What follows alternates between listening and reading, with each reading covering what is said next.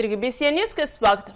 Visakha port కాలుష్యం కారణంగా ఎంతో మంది ప్రమాదకర వ్యాధుల బారిన పడి మృత్యువాత పడుతున్నారని వైసీపీ విశాఖ దక్షిణ నియోజకవర్గ సమన్వయకర్త మాజీ ఎమ్మెల్యే వాసుపల్లి గణేష్ కుమార్ ఆందోళన వ్యక్తం చేశారు.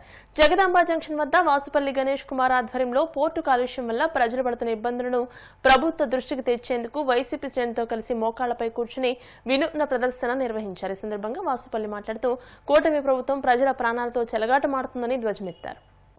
మనందరం విశాఖపట్నంలో నివసిస్తా ఉన్నాం.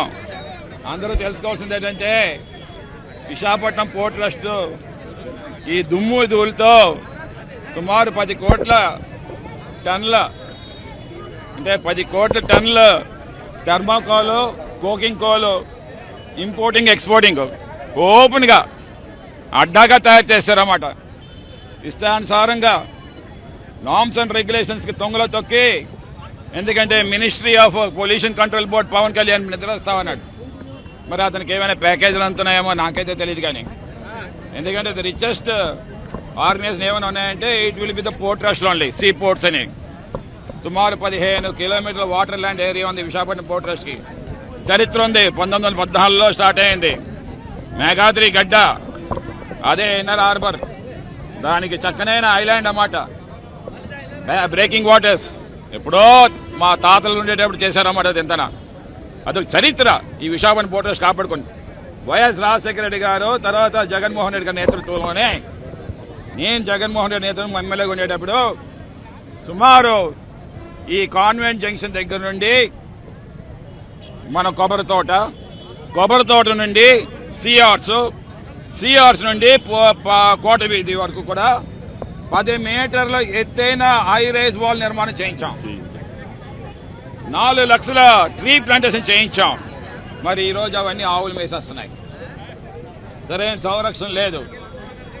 380 ఎకరాల్లో ట్రీ ప్లాంటేషన్ పెట్టించాం. నేను ఎమ్మెల్యేగా ఉండేటప్పుడు కూడా ఫాగింగ్ పెట్టించాం. అల్ట్రా రేడియేషన్ ఫైబర్ నేమో ఈ హై రైజ్ వాల్స్ మీద పెట్టించాం. ఏమా దుమ్ముద్దులు వస్తే అక్కడే పడిపోవడానికి. అలాగే ఫాగింగ్ పెట్టించాం హై రైజ్ వాల్స్ మీద నుండి. కెమికల్ కలిపి, ఉట్టి నీళ్లు కాదు, ఏదైనా సరే ఈ డస్ట్ పొల్యూషన్ వస్తే అక్కడే అలా జారిపోవడం కోసం అని చెప్పేసి వెహికల్స్ పైకి వెళ్ళేటప్పుడు స్ప్రింక్లర్స్ కింద టైర్లన్నీ కూడా కడిగించి పంపించేవారు.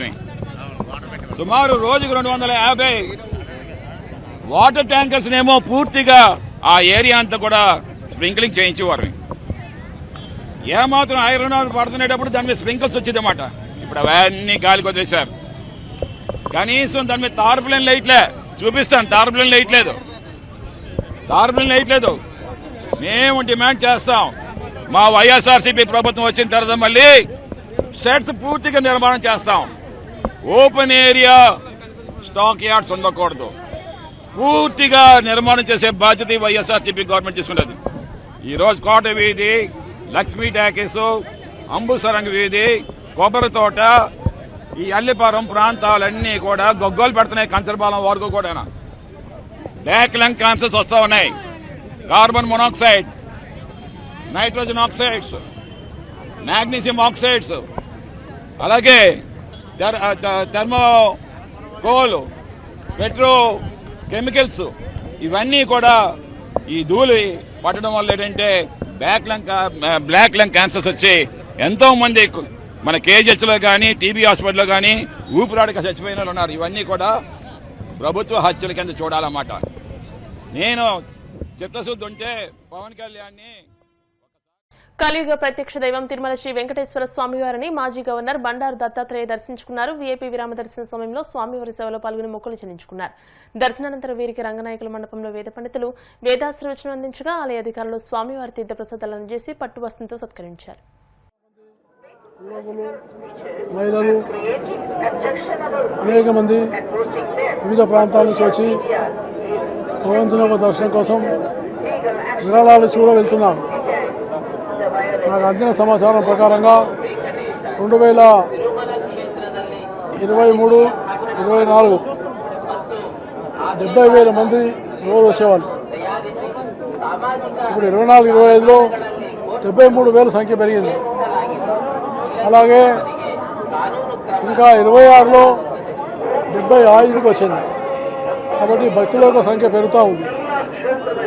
అలాగే విరాళాలు కూడా బాగా మనస్ఫూర్తిగా ఇస్తున్నారు. విరాళాలు కూడా దాదాపు వాళ్ళు ఇచ్చినటువంటిది 2023-24లో 1,365 కోట్ల రూపాయలు వచ్చాయి. 24-25లో 1,384 కోట్లు వచ్చాయి.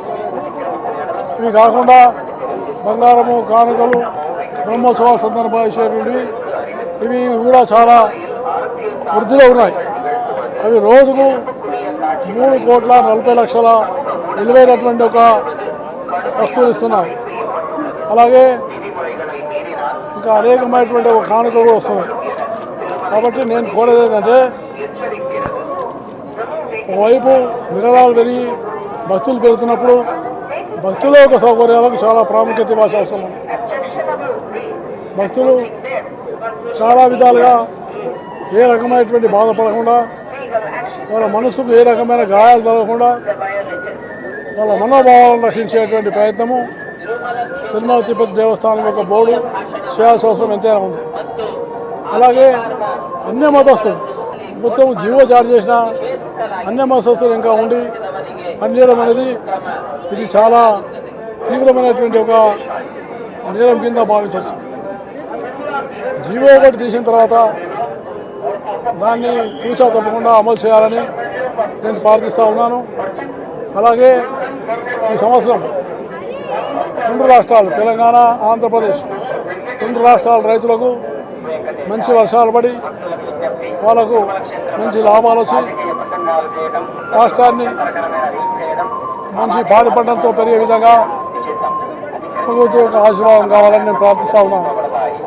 దాంతోపాటు చివరిగా ప్రధానమంత్రి నరేంద్ర మోడీ గారు ఏదైతే 2047లో వికసిత్ భారత్ లక్ష్యాన్ని ఆయన భారతదేశం ముందుంచిండో ఆయనకి ఇంకా మరింత శక్తినిచ్చి ఆయనకి ఇంకా వేగవంతంగా దీన్ని చేసేట్టు మనమందరం కూడా భారతీయులు ఆయనకు సహకరించాలని నేను మనసారా కోరుకుంటూ భగవంతుని ఒకటే ప్రార్థించిన 2047లో వికసిత్ భారత్ లక్ష్యం తొందరగా హైదరాబాద్ ఆల్వాల్ పోలీస్ స్టేషన్ పరిధిలో జరిగిన గృహ చోరీ కేసును పోలీసులు ఛేదించి 3 నిందితులను అరెస్ట్ చేశారు. వారి వద్ద నుండి సుమారు 20.20 లక్షల విలువైన 13.4 తులాల బంగారు ఆభరణాలు, 330 గ్రాముల వెండి వస్తువును స్వాధీనం చేసుకున్నారు. మేదిశెట్టి శ్యామరావు దంపతులు జూన్ 3వ తేదీన తమ ఇంటికి తాళం వేసి మెదక్కు వెళ్లగా జూన్ 27వ తేదీన తిరిగి వచ్చేసరికి ఇంటి తాళాలు, అల్మారా పగలగొట్టి బంగారం, వెండి వస్తువులు, నగదు చోరీకి గురైనట్టు గుర్తించారు. బాధితుడి ఫిర్యాదు మేరకు పోలీసులు కేసు నమోదు చేసి దర్యాప్తు చేపట్టారు. దర్యాప్తులో ఇంటికి ఎదురుగా ఉన్న అపార్ట్మెంట్ లో వాచ్మెన్ గా పనిచేస్తున్న కొల్లి లోవరాజు ఇంట్లో ఎవరూ లేరని తెలుసుకుని చోరీకి పాల్పడినట్టు పోలీసుల విచారణలో తేలింది. అల్వాల్ పోలీస్ స్టేషన్ పరిధిలో ఈ నెల 27వ తారీఖు నాడు మేడిశెట్టి శ్యామరావు, ఇతను చంద్రపురి కాలనీలో ఉంటాడు. ఇతను కాంప్లైంట్ ఇవ్వడం జరిగింది. ఇతను 3వ తారీఖు అంటే జూన్ 3వ తారీఖు నాడు ఇతను ఫ్యామిలీ అంతా కలిసి వీళ్ళ నేటివ్ ప్లేస్ మెదక్ వెళ్ళటం జరిగింది. వెళ్ళేటప్పుడు లాక్ వేసుకొని వెళ్ళిన తర్వాత 27th నాడు రిటర్న్ వచ్చినాక చూసుకుంటే ఈ లాక్ బ్రేక్ అనేది జరగటం అయింది. అదేవిధంగా లోపల అల్మారా కూడా లాక్ కూడా అది కూడా ఓపెన్ చేయబడి ఉన్న తర్వాత ఇతను వెరిఫై చేస్తే దాదాపు 13.5 తులాల గోల్డ్ ఆర్నమెంట్స్, అదేవిధంగా 330 గ్రామ్స్ సిల్వర్ ఐటమ్స్ థెఫ్ట్ అయినట్లు గమనించి మన అల్వాల్ పోలీస్ స్టేషన్లో కంప్లైంట్ ఇవ్వడం జరిగింది. ప్రశాంత్ ఇన్స్పెక్టర్ కేసు రిజిస్టర్ చేసిన తర్వాత మన డిటెక్టివ్ ఇన్స్పెక్టర్ వీరబాబుకి ఈ కేసు అనేది ఇన్వెస్టిగేషన్ హ్యాండ్ ఓవర్ చేయడం జరిగింది.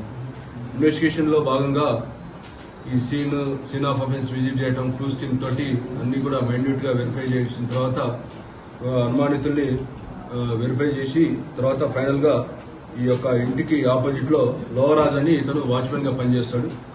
ఇతన్ని అనుమానం మీద తీసుకొని ఇంట్రాగేషన్ చేసిన తర్వాత ఈ గోల్డ్ ఆర్నమెంట్స్, అదేవిధంగా సిల్వర్ ఆర్నమెంట్స్, ఈ థెఫ్ట్ ఇతనే దొంగతనం చేసినట్లు నేరం ఒప్పుకున్నాడు. తర్వాత దానికి సంబంధించిన టోటల్ గోల్డ్ ఐటమ్స్, ఆర్నమెంట్స్ అన్ని కూడా రికవరీ చేయడం జరిగింది.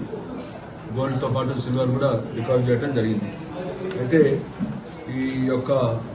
ఈ డిటెక్షన్లో భాగంగా మన డిఐ వీరబాబు, అదేవిధంగా ఈ సబ్ ఇన్స్పెక్టర్ చంద్రశేఖర్, మల్లేష్, ఇంకొక సబ్ ఇన్స్పెక్టర్, తర్వాత ఈ క్రైమ్ టీమ్ అందరూ కూడా ఈ ఇన్స్పెక్టర్ అల్వాల్ ఇన్స్పెక్టర్ ప్రశాంత్ ఆధ్వర్యంలో చాలా ఈ సీన్ ఆఫ్ అఫెన్స్ విజిట్ చేయడం కానీ, క్లూస్ సేకరించడం కానివ్వండి, తర్వాత ఈ సస్పెక్ట్ని ఐడెంటిఫై చేయటం, అతన్ని పట్టుకోవటం, ఇంట్రాగేషన్ ఏదైనా కూడా చాలా చాకచక్యంగా చేయటం వల్ల ఈ యొక్క కేసు అనేది డిటెక్ట్ కావడం జరిగింది.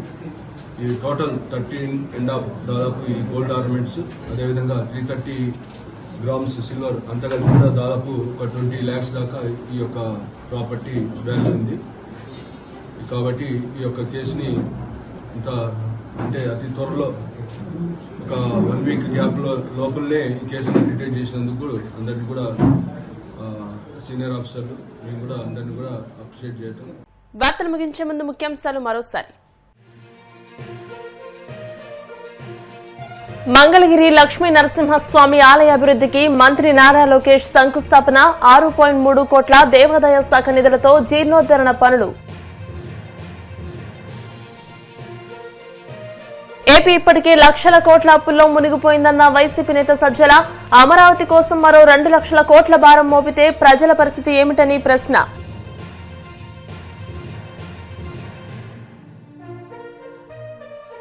గూడూరు శ్రీ ప్రసన్న వెంకటేశ్వర స్వామివారి దేవస్థానంలో ఘనంగా వార్షిక బ్రహ్మోత్సవాలు. వేద పండితుల ఆధ్వర్యంలో సాంప్రదాయబద్దంగా ధ్వజారోహణ కార్యక్రమం.